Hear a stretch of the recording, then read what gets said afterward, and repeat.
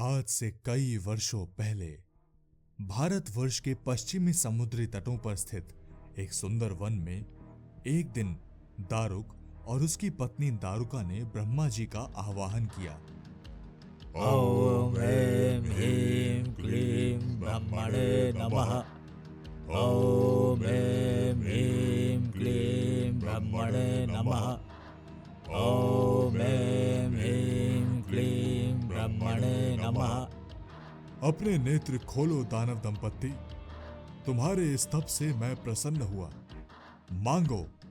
ठहरिए, कहीं आपका शिव आपकी इस बात से कुपित ना हो जाए कि आपने हमारी प्रशंसा की है। नहीं दारुक, ऐसा नहीं है। महादेव अपने भक्त को एक भक्त की ही तरह देखते हैं। आज तक उन्होंने कभी देवों और असुरों में भेद नहीं किया है।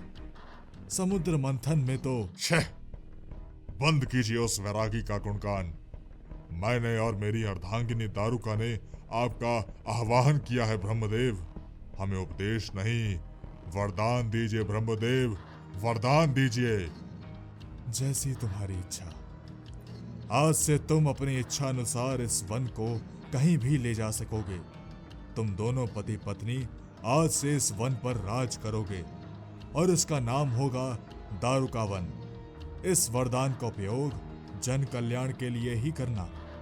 इतना कहकर ब्रह्मदेव चले गए।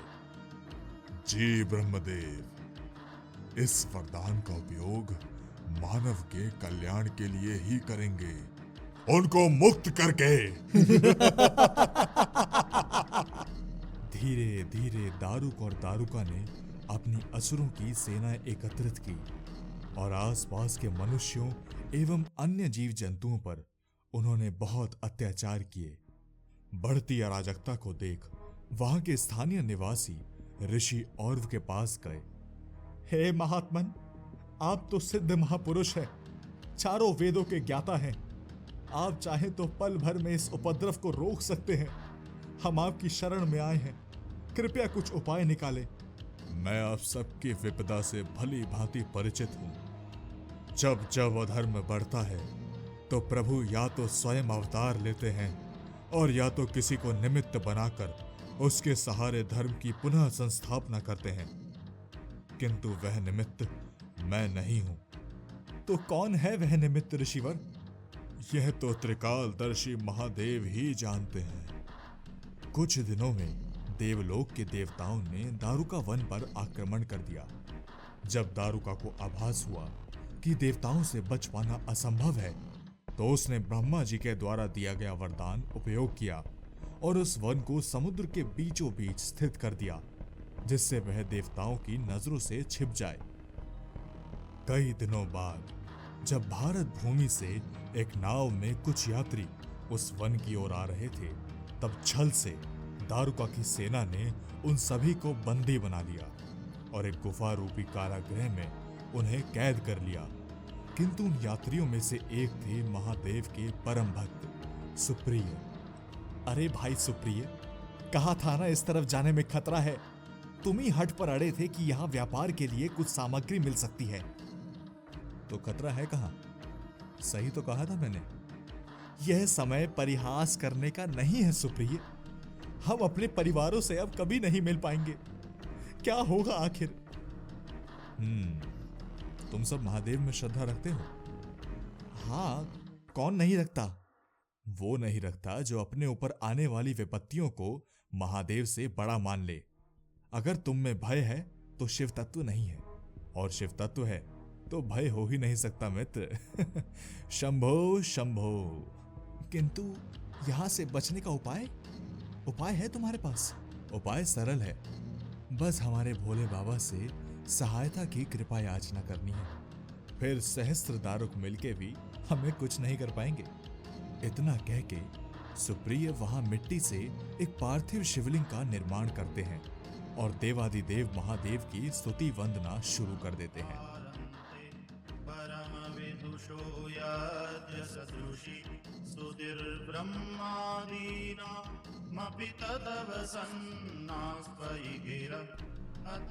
इस स्तुति पाठ को सुन के दारुक की सेना के असुर आश्चर्य में पड़ गए कि इतनी भयावह स्थिति में भी कोई किसी देवता या भगवान की वंदना कैसे कर सकता है। उन्होंने क्रोधित होके उन शिव भक्तों की ओर अग्रसर होना शुरू किया। सहसा ही उस शिवलिंग के समीप कई नाग प्रकट हुए और दारुक की सेना पर आक्रमण कर दिया, मानो वे उन भक्तों की रक्षा के लिए तैनात खड़े हों। वे राक्षस भागे भागे अपने दानवराज दारुक के पास पहुंचते हैं। दारुक महाराज, ये सब हम पर नागों से हमला कर रहे हैं। किसी देवता की स्तुति पाठ करने से शायद उनको यह सिद्धि मिली है। वे किसी साधारण देवता की स्तुति नहीं कर रहे हैं मूर्ख, और तुम वहां से गीदड़ों के भांति भाग कर आ गए। चलो मेरे साथ, आज इनको और इनके वैरागी शिव को दिखा देता हूं कि असली प्रभुता कैसी दिखती है।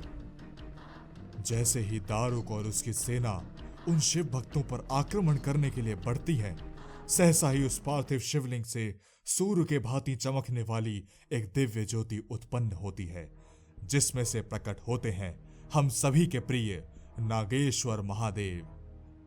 उनके इस रौद्र रूप को देखकर सभी असुर कांप उठते हैं और फिर भगवान शिव अपने पाशुपतास्त्र से उन सभी असुरों को एक ही क्षण में मुक्त कर देते हैं। सभी भक्त महादेव को नतमस्तक हो प्रणाम करते हैं और सुप्रिय अपने प्रभु को देख भाव विभोर हो जाते हैं।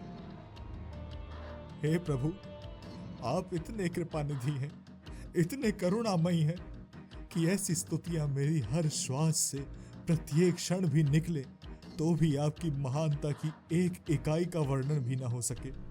मैं धन्य हो गया प्रभु, मैं धन्य हो गया। हे सुप्रिय, इसमें मेरी महानता कहाँ है पुत्र?